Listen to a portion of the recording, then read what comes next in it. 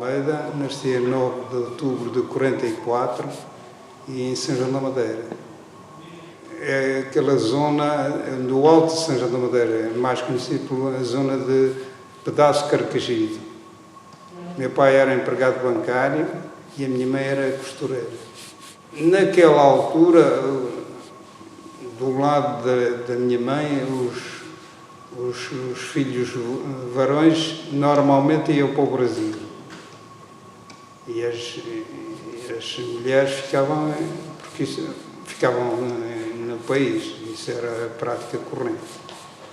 Mas teve algum... Do lado do meu pai, portanto, os pais dele não eram daqui, ou pelo menos o pai, eram de Viseu. Eles vieram, o meu avô veio trabalhar para o Conde Dias Garcia, para a parte, digamos, da quinta, de lavoura, jardinagem, e por aqui ficaram. Tinha um irmão da minha mãe que foi para Angola, como imigrante. Esteve lá 20 e poucos anos. Eu acabei por conhecer, quando ele foi, eu era um bebê. Quando fui para o ultramar, conheci-o ali. Quando eu fui para o ultramar, já não tinha pai, porque o meu pai faleceu relativamente novo. Ele faleceu com 55 anos. Eu frequentei a escola primária, depois frequentei o colégio particular Castilho, fiz o primeiro ano do ciclo. Nessa altura era para continuar, porque era o único estabelecimento que tinha um curso, digamos, de formação. Era o curso comercial, para além do liceu, que naquela altura chamavam liceu. Nesse ano acabaram com o curso de comércio e eu fiquei, como diz o outro, desarmado. Ou tinha de ir para o Oliveira das Meias, ou para Espinho, ou Ovar. E os meus pais optaram para eu ir para o Oliveira das Meias. Eu andei lá 2 anos. Ao fim de 2 anos, 2, 3 anos, eu não me sentia bem andar por lá quando o meu pai estava a trabalhar e a minha mãe. Eu tenho apenas uma irmã e para entrar na Oliva, que era das indústrias naquela altura mais forte aqui na zona, era a Oliva, a empresa de chapelaria e a Moloflex. Para entrar na Oliva tínhamos de sujeitarmos a uma prova, a um exame. E eram cerca de 200 candidatos. Eu fui dos primeiros, fiquei colocado nos primeiros e fui admitido. Eu nessa altura, tinha 14 anos. Isto em 1960, quando entrei na Oliva. Eu fiz um exame, fui escolhido, tinha prova de matemática, tinha prova de português, tinha prova de datilografia. Eles todos os anos admitiam o pessoal, provocavam um concurso.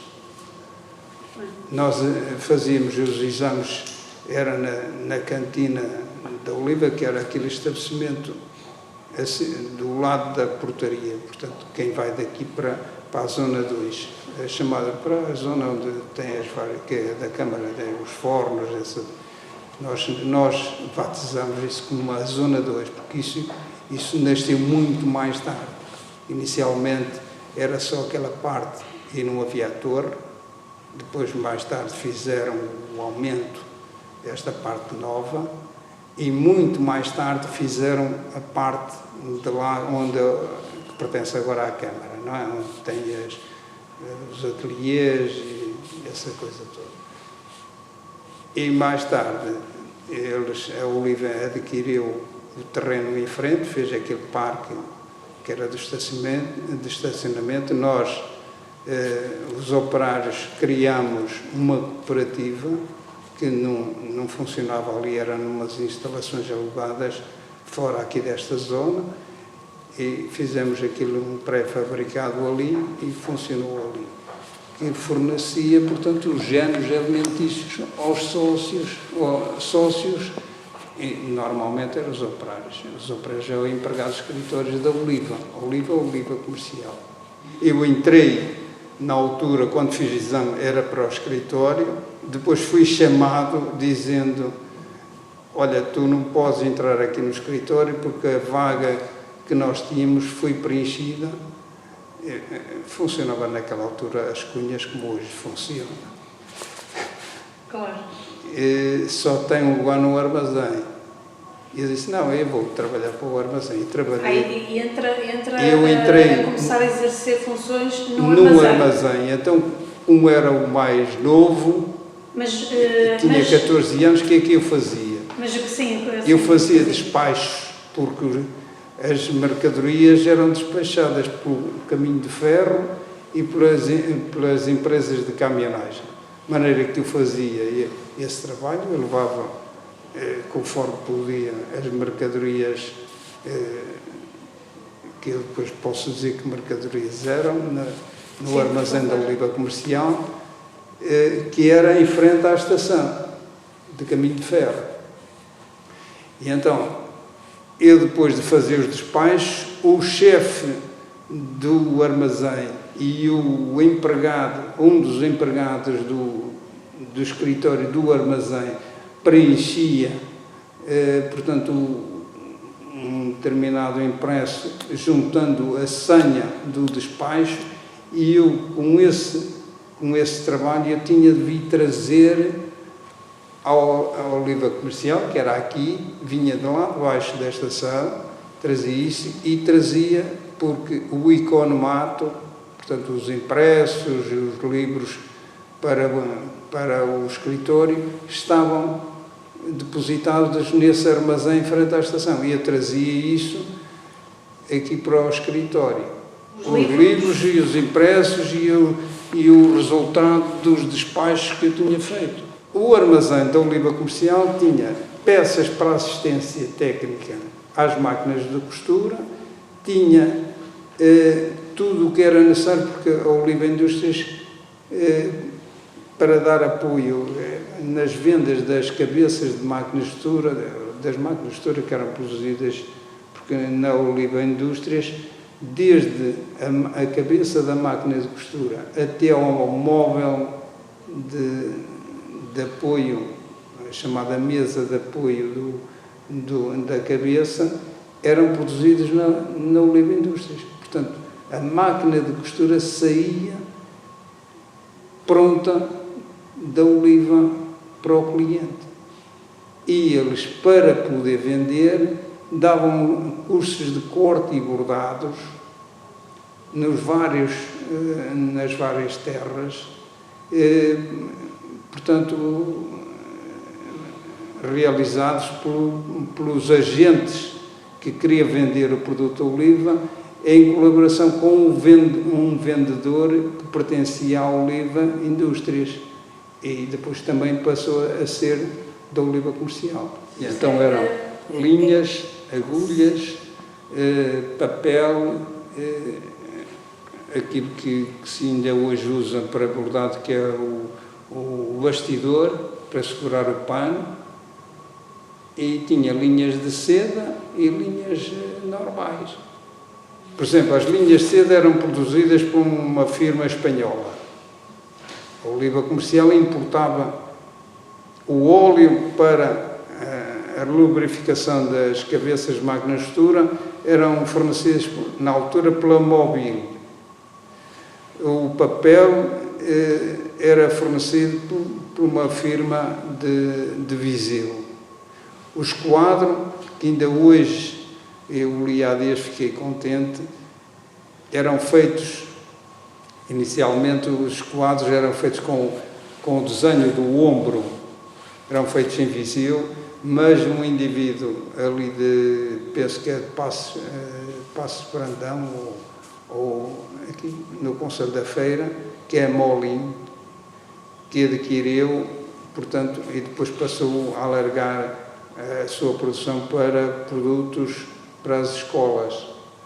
Aquilo era uma família, o pai começou com aquilo, depois meteu os filhos e a mulher, e depois venderam aquilo por razões financeiras ou por zangas mas parece que alguém comprou tudo aquele material e parece que vai começar a aparecer outra vez no mercado a moly. De maneira que as agulhas eram importadas da Schmitz alemã, porque todo o material, a Oliva fazia o material menos o que era de aço, e as agulhas também vinham desse fornecedor. Mesmo agora, todo o material, as agulhas que se compram, se não for da Schmitz, não valem nada. Portanto, há muita coisa.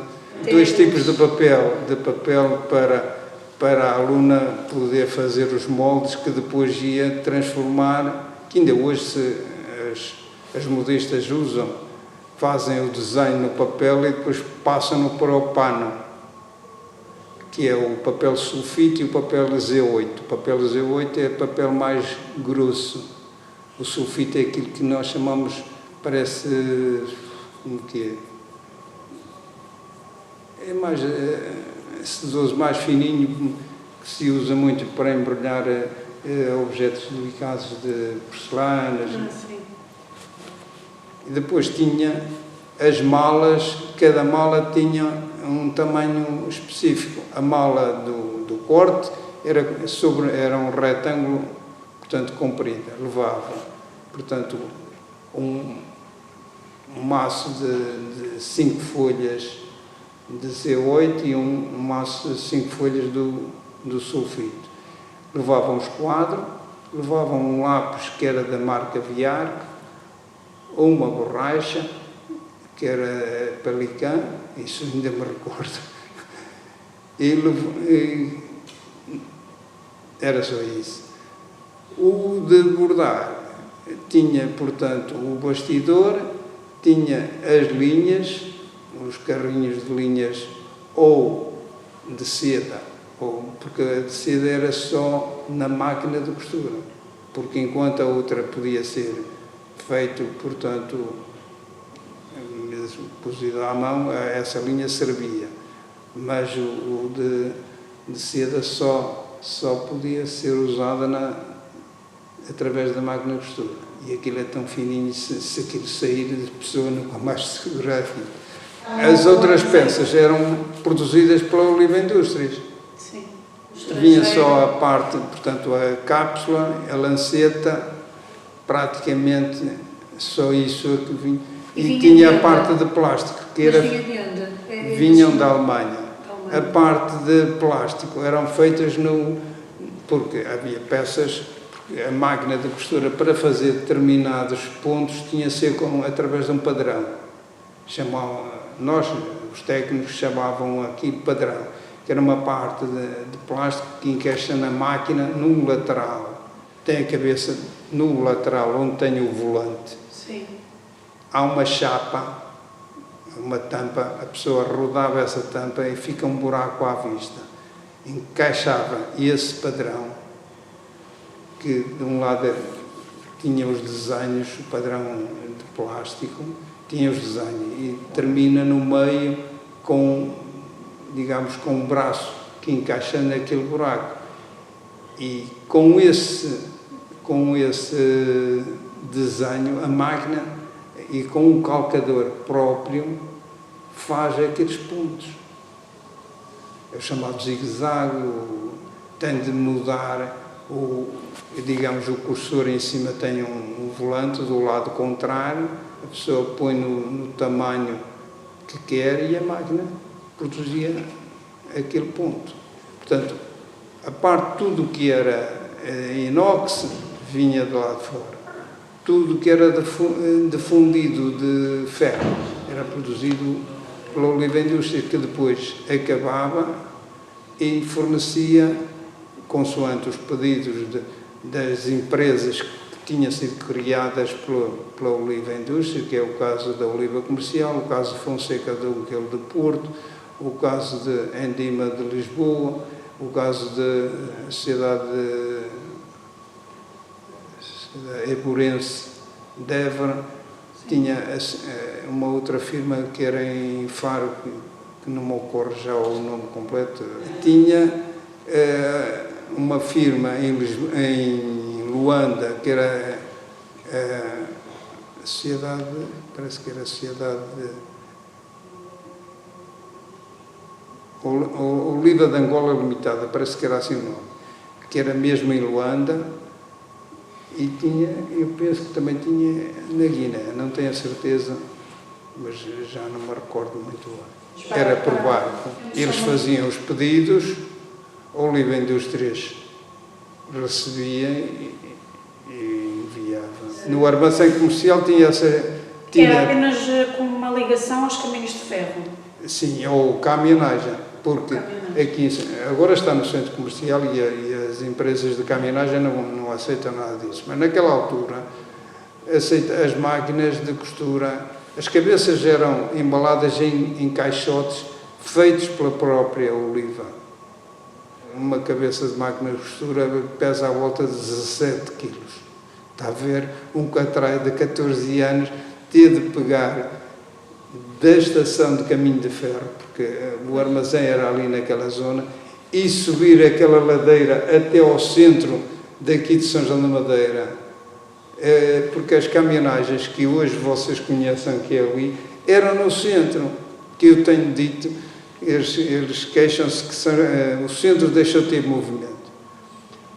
Tinha muito movimento porque as empresas de caminhonagem, a rodoviária que foi vendida à Transdev era do lado das confeitarias.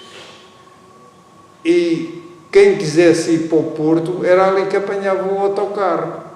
De maneira que o pessoal vinha de Oliveira das Meias, São Roque, Arouca, mesmo até de Milheiros, vinha Couto Cojens, vinham sair dali. De maneira que tinha muita gente.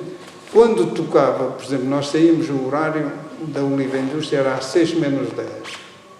Quando tocava a sirene da fábrica para o pessoal sair, era um mar de gente porque juntava-se o pessoal da Oliva Indústrias, o pessoal da empresa, o pessoal de uma fábrica, grande fábrica que tinha aqui de Chapéus ao lado aqui as bombas de gasolina, que agora só está o terreno, que eles demoliram aquilo. E mais acima tinha o Henriques, que ainda existe. Juntava-se aquilo tudo e o pessoal ia para Souto, que aqui pertence ao Conselho da Feira, ou Mosteiro, ou Couto Cojens, iam ou de bicicleta ou a pé. E o centro da Oliva, o centro da cidade, juntava-se aquela gente toda para apanhar o autocarro. Portanto, o centro é que tinha esse movimento e o trânsito fazia-se, efetivamente, pela rua Oliveira Júnior, que é esta via que passa aqui, que agora não tem continuação.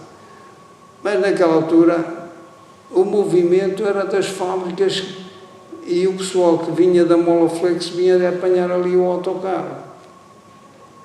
Portanto, tiraram o movimento porque acabou, acho que acabou a caminhonagem que era de Coimbra, que era Oliveiras de Águeda.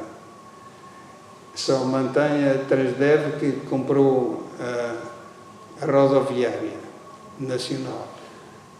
E existe agora uma que é de Souto. E mudaram-nas para o centro coordenador de transportes. Portanto, o centro perdeu a sua dinâmica. A dinâmica por causa disso. Não é só de passar a rua ou o trânsito pelo meio da cidade. As banheiras ou os fogões a lenha, tudo aquilo que era pesado, a Oliva Indústrias tinha caminhões próprios que levavam diretamente portanto, à CP. Aquilo era porque os transportes de caminho de ferro levavam a mercadoria a todo lado. Os comboios chegavam, por exemplo, a linha de Valvógora, ia mesmo até a Espinha. Agora, mas eu penso que as mercadorias não faziam transbordo. Sim. Porque depois, mais tarde, quando passei para a oliva comercial e tinha de trabalhar com importações e exportações, eu fui várias vezes a Barca d'Alva desalfandegar mercadoria. E os frigoríficos eram desalfandegados em Barca d'Alva, ficavam retidos porque eu evitava isso. As mercadorias ficavam retidas ali na Devesas para eu arranjar caminhões para passar dos chamados Jotas, dos vagões, para os caminhões de tiro para vir para os armazéns. Isto tem tudo uma evolução. O comboio demora mais tempo por causa dos transportes e da mudança para outras linhas, empata sempre. Portanto, as pessoas começaram a exigir mais rapidez e começou a aparecer o caminhão chamado caminhão-tiro.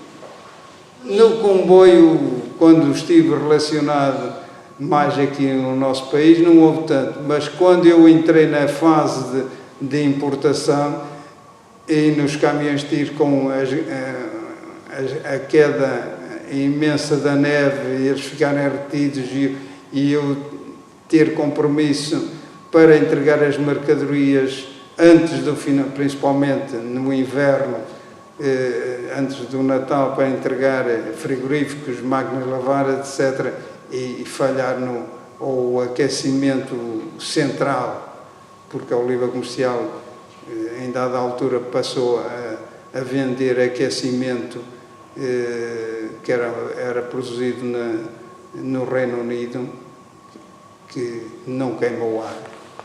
Não sei se conhece. Parecem radiadores a óleo, mas não são encostados à parede. São placas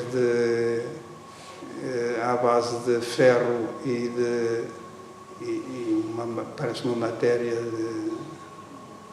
de cerâmica, e aquilo aquece e tem um termostato, e quando tem aquela temperatura que nós regulamos é atingida, aquilo dispara e não consome mais. Isso é produzido pela Dimplex no Reino Unido. Eu importei milhentos televisores da Coreia, frigoríficos de Itália, frigoríficos dos países de leste, porque nós escolhíamos um modelo e ele vinha com a marca Oliva. Só tive uma vez que as máquinas de lavar roupa eram importadas de Salvador, parece, não era Espanha. Vinham em chapa, portanto pareciam um kit, portanto as peças todas, vinha a chapa já quinada, portanto era só meter numa máquina, dobrava na parte que já estava, e eram montadas aqui num armazém que a Oliva Comercial, entretanto, tinha alugado na zona industrial do Rei, nos anos 80, talvez. Essas importações? Não, as importações começaram a ser feitas a partir da altura que a Oliva Indústrias vendeu, a Oliva Indústrias foi vendida, juntamente com os outros, à ITT, e deixou de produzir as máquinas de costura. As máquinas de costura deixaram de ser produzidas, na altura estava eu em Angola, a cumprir a comissão. E a assistente social, que tinha uma dessas tarefas de escrever a todos os empregados que estavam lá fora, escreveu-me a dizer que a Oliva Indústrias tinha sido vendida à ITT. Isto em 67, 68. As mudanças em termos, deixou de haver as máquinas de costura. Passaram a primeira importação que eu fiz, já estava na Oliva Comercial, fui do Japão. Não, fazíamos importações só de peças. Das peças. Exato. Depois é que passam a fazer importações do aparelho completo. Do aparelho completo. Mais ou menos 71, à volta disso. Já eu estava na Oliva Comercial. A parte de fábrica de móveis desapareceu. E eu, inclusive, tive de ajudar um familiar que ficou desempregado. Ficou desempregado. Trabalhava nessa secção nessa parte na parte de marcenaria, e eu arranjei-lhe colocação para outro lado, numa outra empresa, e ele trabalhou até a idade da reforma e foi-se embora. Nessa altura, quando se deu o 25 de Abril, portanto, a Oliva Comercial, por imposição da gerência que tomou posse, que eu não me pergunto quem, eu já não me recordo se foi o engenheiro Cebola, se foi o anterior, sei que houve convulsões e quase todas as semanas havia reunião de pessoal portanto, de comissões para discutir, e eles entenderam que a Oliva Comercial tinha de pagar o que devia. Ora, a Oliva Comercial recebia as máquinas de costura chamada à consignação. Portanto, se vendesse, pagava. Se não vendesse, era produto, porque aquilo era da mesma empresa. Só que era uma administração separada, mas tinha de dar contas, eu não digo diariamente, mas quase, à administração mãe. A dívida era muito grande, porque as máquinas todas que estavam dentro do armazém, que ainda não tinham sido vendidas, e as máquinas que tinham sido vendidas ainda não tinham pago, porque à medida que iam tendo dinheiro extra para poder pagar aos fornecedores, e quando as faturas se venciam, pagavam. De maneira que a Oliva Comercial teve de deitar mão a outros produtos para pagar a dívida e deixar de ficar refém da Oliva Indústrias. E foi o que conseguiu. O administrador, nessa altura, nós chegámos a vender, foi quando começaram a vender os televisores, começaram a vender... Tudo importado? Os televisores eram feitos em Lisboa, não era em Lisboa, sim, certamente. Pertencia na área de Lisboa, que era a Standard Elétrica. Eu não sei se faziam tudo ou se alguns componentes vinham de fora, isso é o que eu não sei dizer.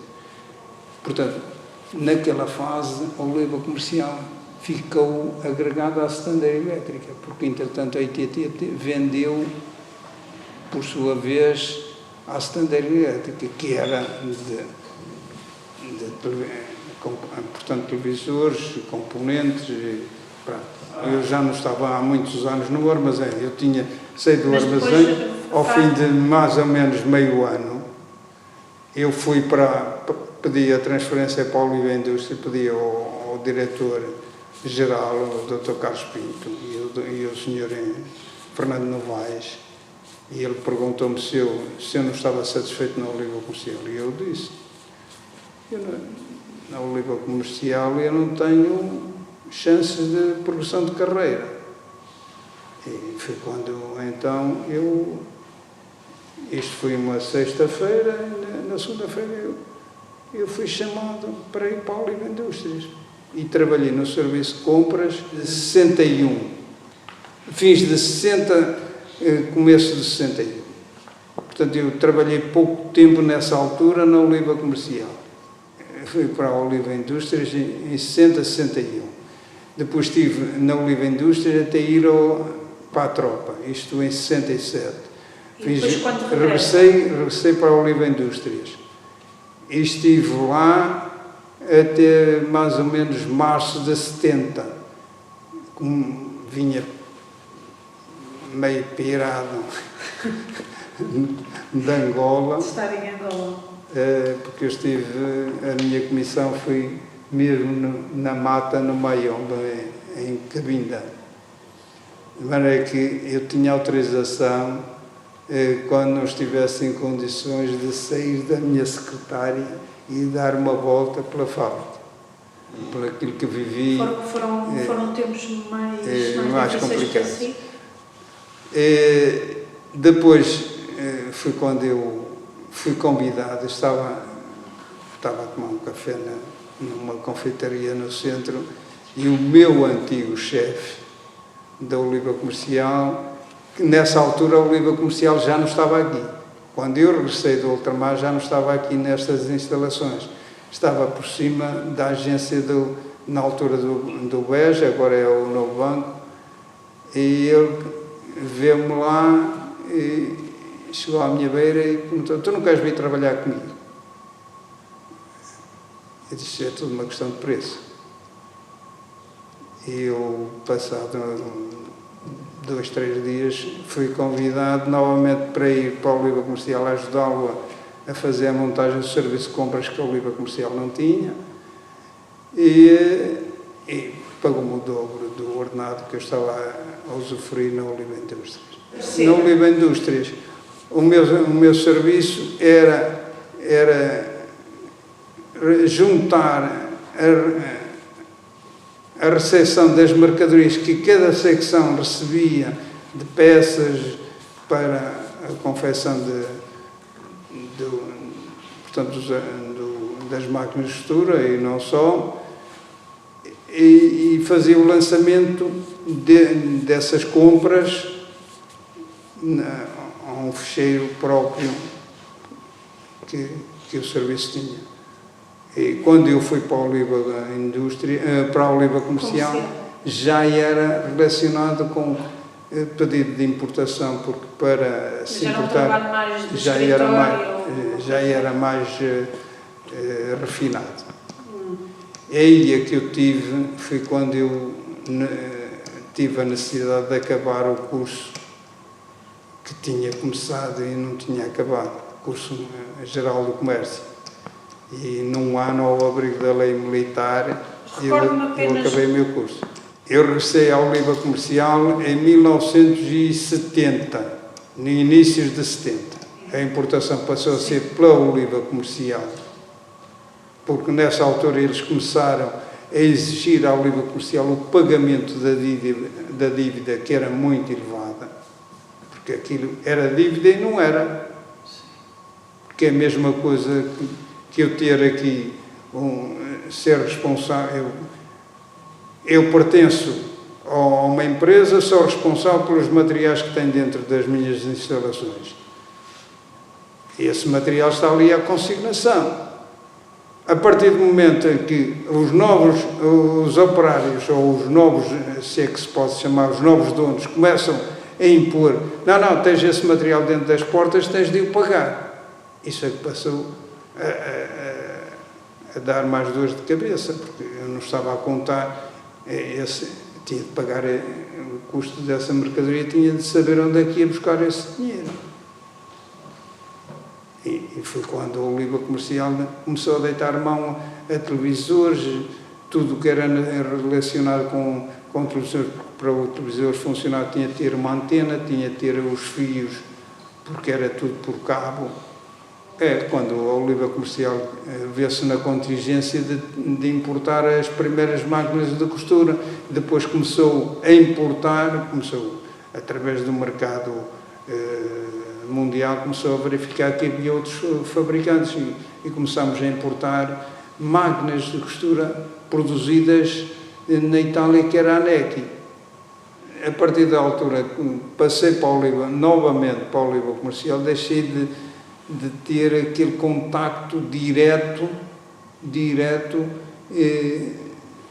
tinha a possibilidade, eu precisava de comprar, portanto, fogões, caloríferos ou banheiras, eu tinha de vir à Oliva Indústrias. Eu entrava, como era conhecido, eu entrava através da portaria, porque havia duas, sei que se pode chamar duas portarias. Do lado do portão grande que tem ali, era para a entrada do pessoal.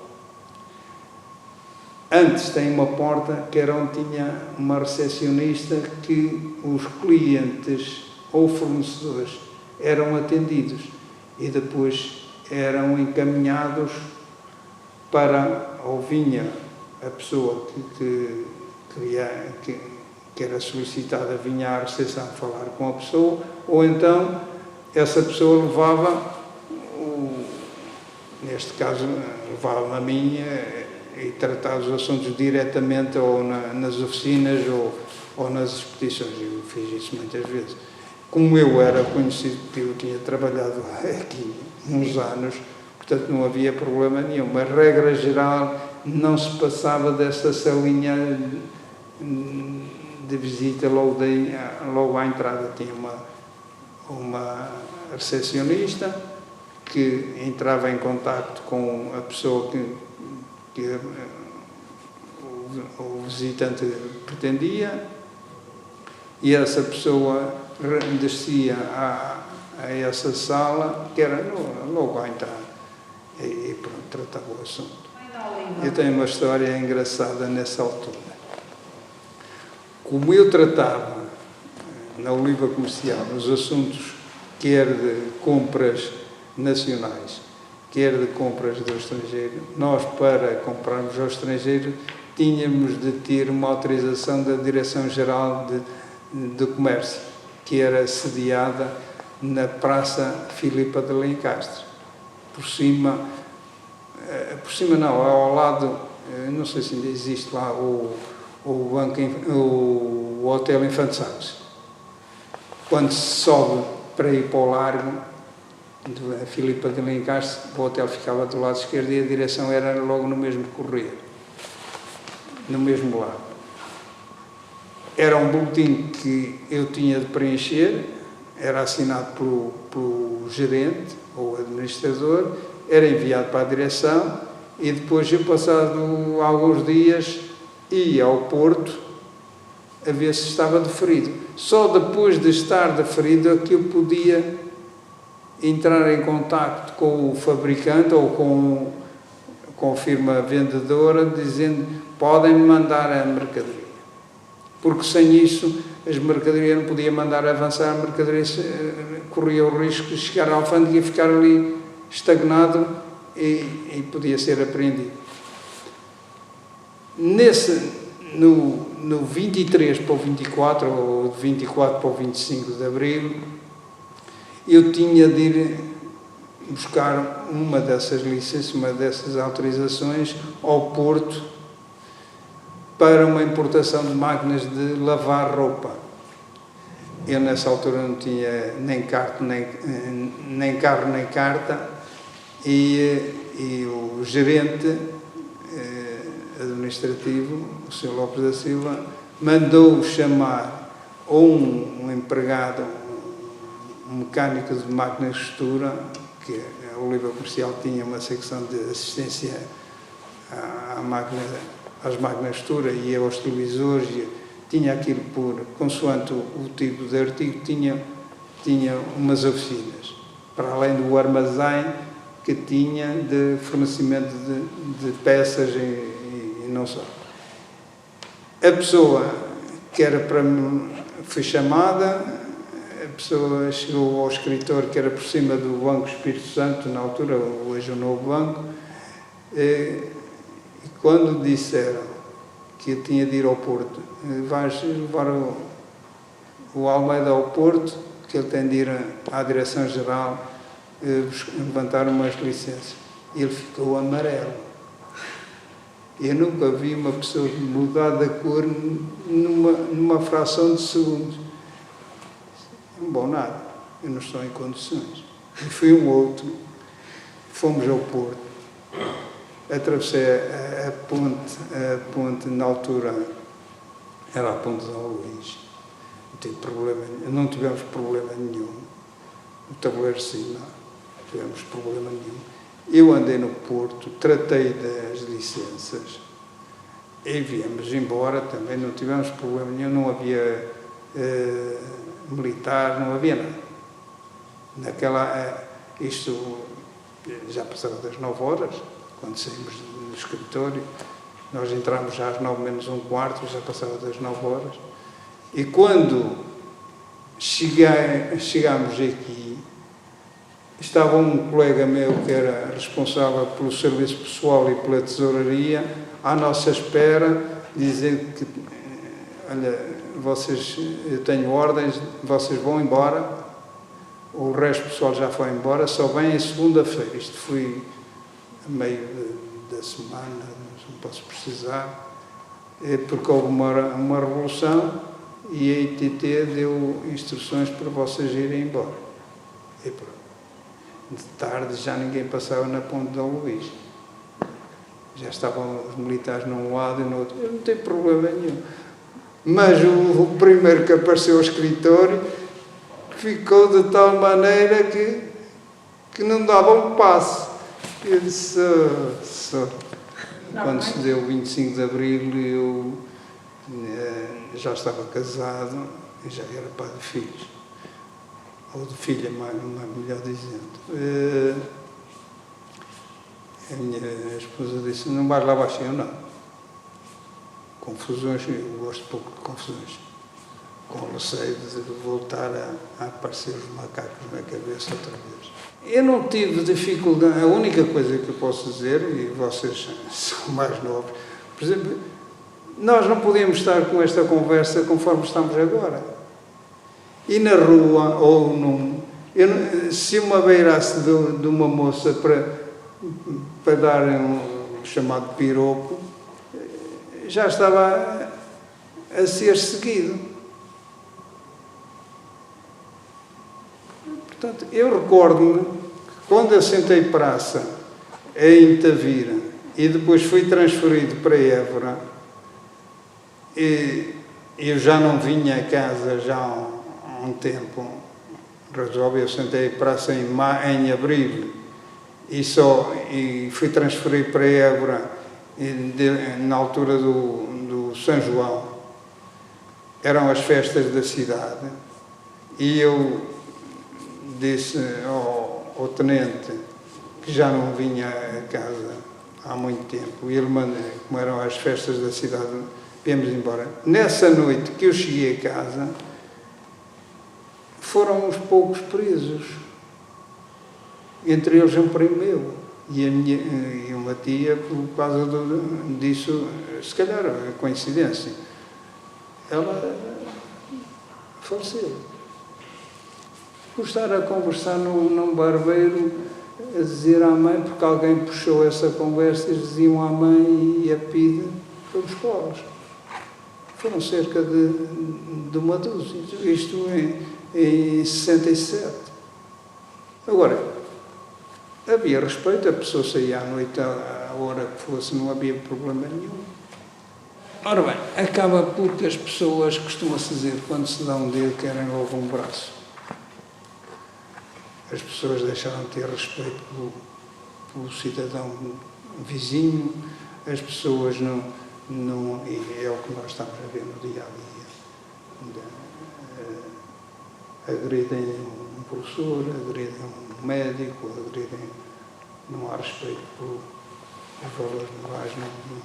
Tem coisas boas e tem coisas más, porque as pessoas não têm, que eu costumo dizer, não têm formação. Eu, por exemplo, eu fui criado de, se vir uma pessoa mais idosa do que eu, e dou-lhe um lugar ou abro a porta para uma senhora passar, eu dou o meu lugar para uma senhora se sentar. E hoje não se vê isso. E falam com duas pedras na mão a um pai, a um tio ou um irmão. E isso não é na escola. Porque o grande mal é que as pessoas confundem educação com ensinamento. Eu via-se, eu lidava, quando trabalhei na Oliva Indústrias, a parte operária, havia um respeito pelos mais novos. Eu até achava, tinha lá uma cena muito engraçada, que eu vi e depois perguntei porquê. Tinha dois operários, dois miúdos, deviam ter na altura a mesma idade quando eu também entrei. Eram gêmeos e eles, as secções para distinguir, vamos supor, como era José e outro era Manuel, não sei os nomes deles, não me recordo, mas para eles parecia que tinham sido feitos pelo mesmo molde, exatamente iguais. E para não haver confusões de dizer, não fui eu, fui o meu irmão, eles pegaram no carimbo e puseram nas costas da mão de um, aquilo era o José e o que não tem o carimbo é o Manuel. São brincadeiras que ninguém leva a mal, não é? Mas é uma atitude de respeito. Eu lidei com muita gente, trabalhei na Oliva Comercial, nunca me aborreci com ninguém, fui trabalhar para a Iberoliva, nunca me aborreci com ninguém, porque vou até onde posso. Até 97. Até 97. Porque a Oliva Comercial, não me pergunta a data, mas em dada altura foi entregue a duas pessoas que não tinham escrúpulos nenhuns e levaram a firma à falência. De maneira que a Oliva Comercial tinha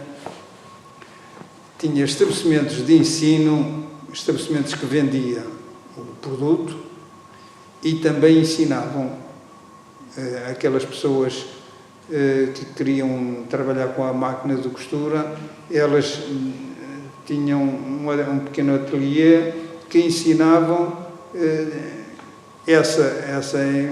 portanto, essa empregada era empregada da Oliva Comercial. A Oliva Comercial pagava-lhe, para além do agente que não tinha nada, não era empregado da Oliva, porque havia agente que vendia aquele produto. Mas a empregada era paga pela Oliva Comercial.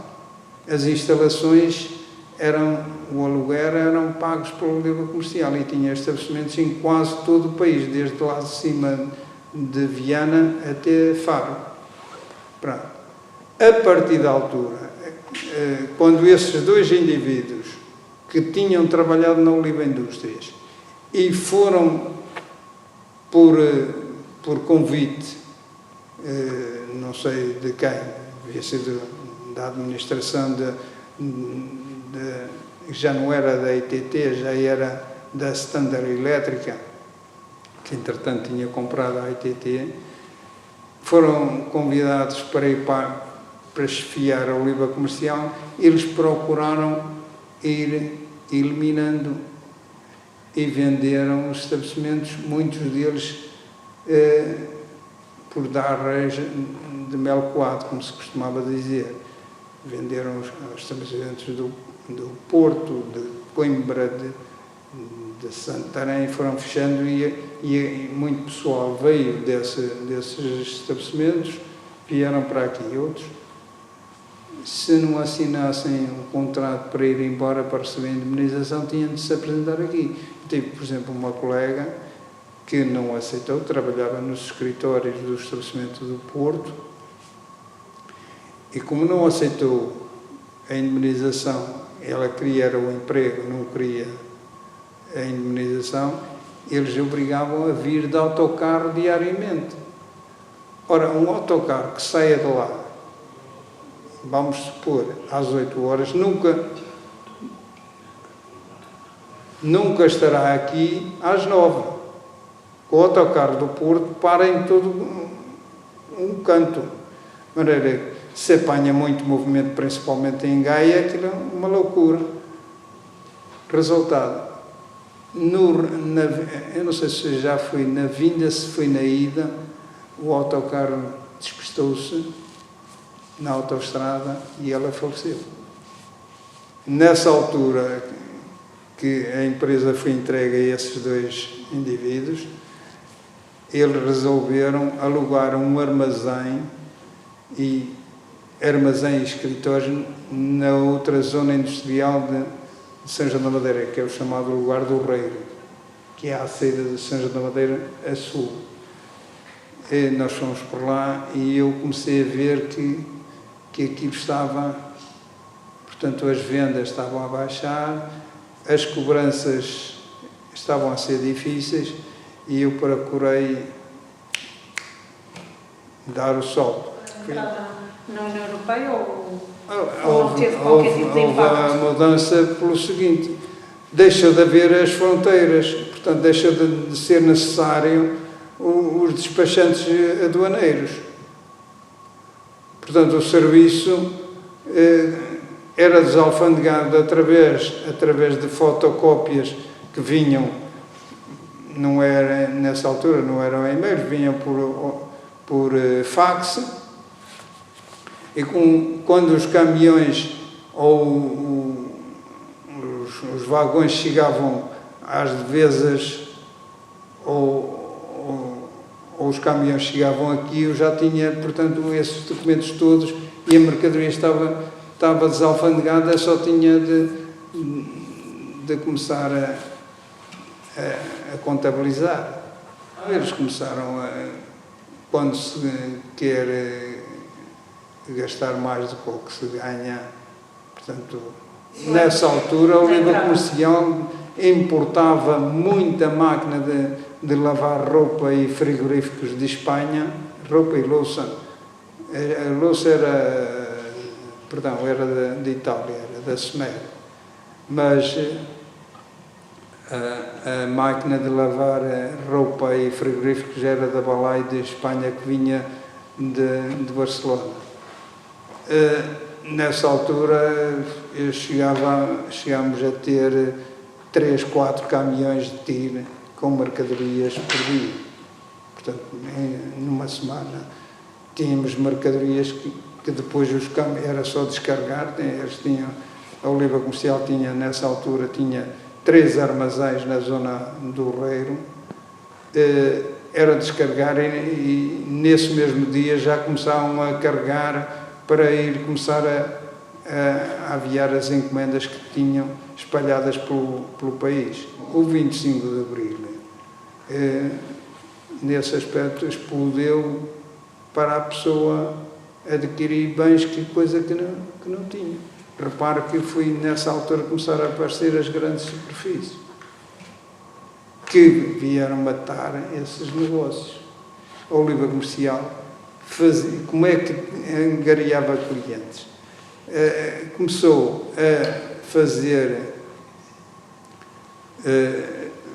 digamos, encontros, convidava os clientes para ir a esses encontros. Nós, durante 3, 4 dias, trabalhávamos de dia e de noite também, não, mais ou menos até à hora 9 horas da noite, 10, a atender os clientes, a proporcionar, portanto, uma apresentação dos produtos e as condições, iam angariando as encomendas e depois era só despejar as mercadorias que, entretanto, tínhamos recebido do estrangeiro.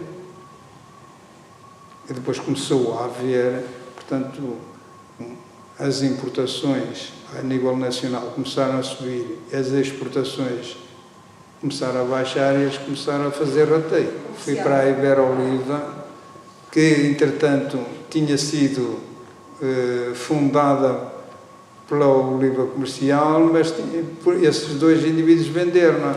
Mas foi fazer o quê? Foi fazer o mesmo trabalho. O mesmo trabalho. E é nessa altura que acabam de vez os tais restrições aduaneiras, em que deixou de haver o controle alfandegário. Ora bem, para a cidade foi um bem que a cidade perdeu. O Sr. Oliveira não tinha continuadores com a dinâmica que ele tinha. Era um indivíduo que via, ninguém dava 10 reis por ele, mas ele via muito longe. Tinha uma visão no aspecto de empreendimento e no aspecto eu sei lá, ele começou do nada. Era uma pequena serralheria ali onde está hoje a chamada os fornos. Era uma pequena serralheria. Ele não foi lá para fora. É certo que costuma-se dizer uma coisa ajuda a outra. Mas se não houver empreendimento, se não houver visão, não se vai a lado nenhum. Mas ele tinha um cunhado, acho que era cunhado, que tinha um filho que formou-se em economia. E teve um gesto que eu nunca posso esquecer.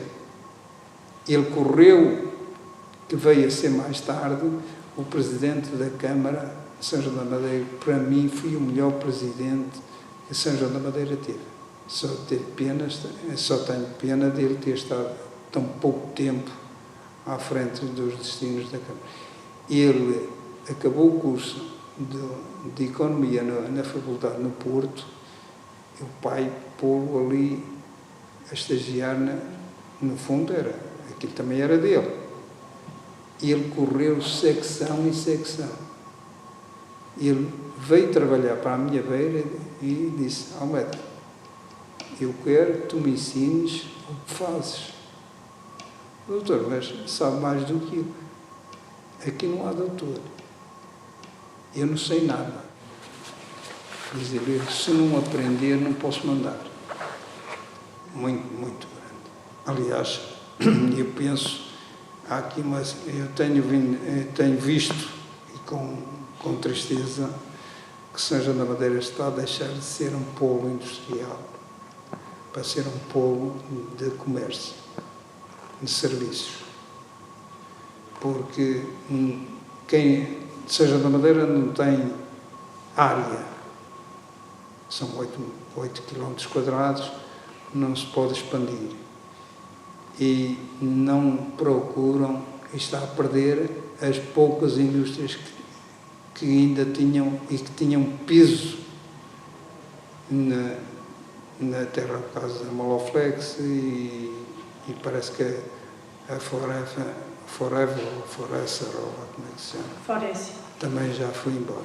Porque os outros têm terras e eles vão-se embora. E é pena. Porque enquanto não houver uma reestruturação a nível de região ou de regiões, as pessoas... Porque, repare, São João da Madeira tinha e tem, se der aí meia dúzia de passos nos estabelecimentos e perguntar às pessoas que estão já com uma certa idade qual é a naturalidade deles, eles não são daqui. Eles vinha gente de Arouca, Sinfãs, Gondomar, Vila Real, vieram para aqui trabalhar e por aqui ficaram. E porquê? Porque a indústria é que arrasta, não é o comércio. E as grandes superfícies que fazem agora não cativam, não cimentam o empregado. Ao fim de meia dúzia de meses termina o contrato. Ao fim de 3 contratos vai-se embora. E vai para casa e depois, se ele estiver livre passado alguns mesitos, vão convidá-lo outra vez porque precisam dele. Mas, entretanto, meteram outro para fazer o que o outro fazia. E nós, nessa altura, é certo que estamos a caminhar para um ponto em que o emprego vitalício acabou. Mas também, com este género de contratos, não se ganham raízes. Para estabelecer essas raízes. Exato, mas muito. Só tenho tristeza de... Quando acabei, é certo que fui ao abrigo da lei militar, que foi cabelice da minha parte, acabei o curso e eu pedi para me dispensar em meia hora, está a ver nessa altura, isto em 71, quando soube por um mero acaso que havia uma lei militar que dava a possibilidade de estudar ao abrigo dessa lei militar, eu ia de mês a mês fazer exame. E em meio ano acabei o curso.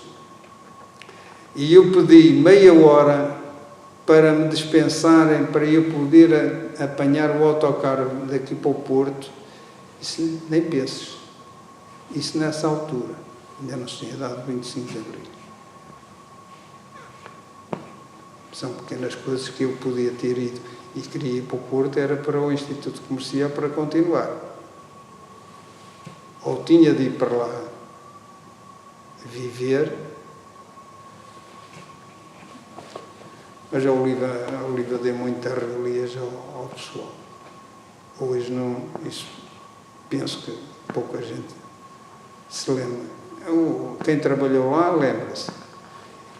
Eles tinham, para além da cantina, proporcionava aos filhos um mês de férias numa colónia na Figueira da Foz, com tudo pago. No final do ano, dava brinquedos aos filhos, pagava-lhes, tinha uma fundação, que era Oliveira Júnior, pagava-lhes, portanto, ajuda aos estudos. E hoje não se vê nada disso.